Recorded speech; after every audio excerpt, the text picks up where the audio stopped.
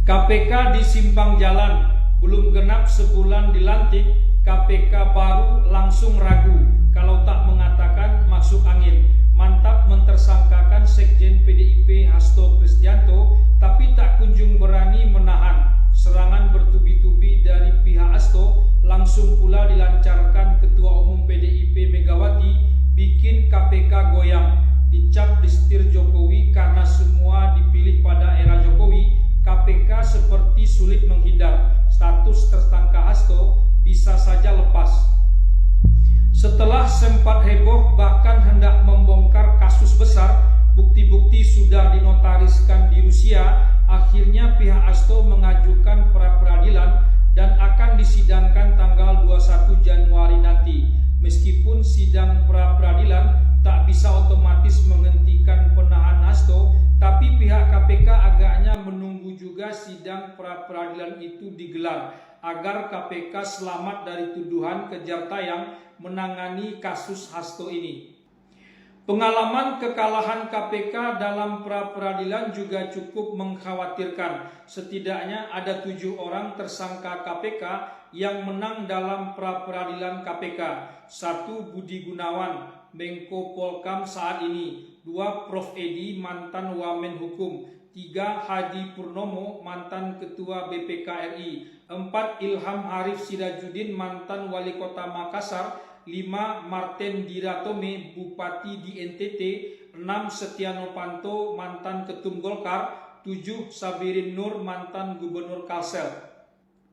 Dengan rentetan hingga 7 kali kalah pra-peradilan, wajar saja pimpinan KPK meskipun sudah sepakat dengan pentersangkaan Hasto, mulai ragu juga dengan kinerja penyidiknya. Apalagi kasus Hasto ini tidak saja menyita perhatian banyak pihak, tapi juga serangan dari partai pemenang pemilu. Jadi tidak main-main kalau sampai Hasto ditahan, tapi nanti KPK kalah lagi di pra-peradilan, maka KPK semakin babak belur dan layak dibubarkan.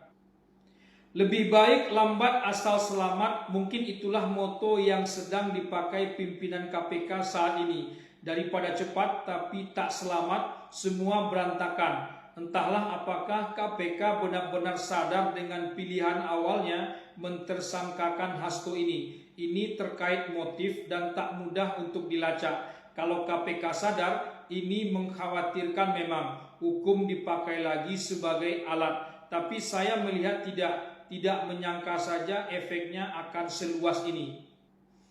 Tiba-tiba saja KPK berada dalam pusaran konflik antara PDIP dan Jokowi. PDIP yang sejak awal melempar bola panas bahwa ada pihak yang mengaut-aut partainya yang arahnya kepada Jokowi, seperti cocok saja dengan pentersangkaan Hasto oleh KPK ini. Berarti KPK dipakai Jokowi dan cocok pula karena KPK dipilih pada era Jokowi. Hasto pastilah tahu ada permainan seperti itu karena dulu ia bisa selamat diduga juga karena memakai jasa KPK.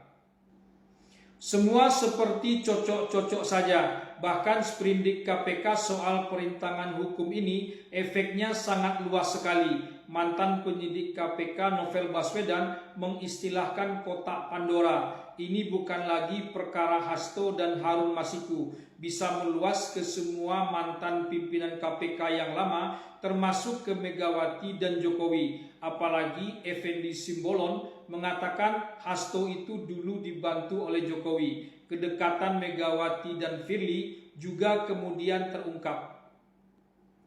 Umumnya mantan penyidik KPK yang diberhentikan di era Firly Bahuri mendukung KPK mengungkap perihal perintangan hukum dalam kasus Hasto ini.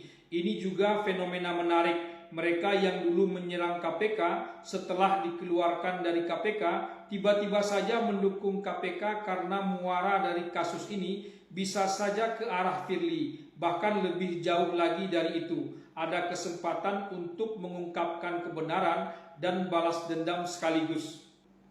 Nuansa politis dari kasus Hasto ini memang tak bisa dihindari sejak awal. Hasto itu sendiri adalah tokoh politik dan sedang gencar-gencarnya menyerang Jokowi akibat dari kekalahan di pilkada dan pilpres. Sampai kemarin pun Megawati belum menerima hasil pilpres dan pilkada.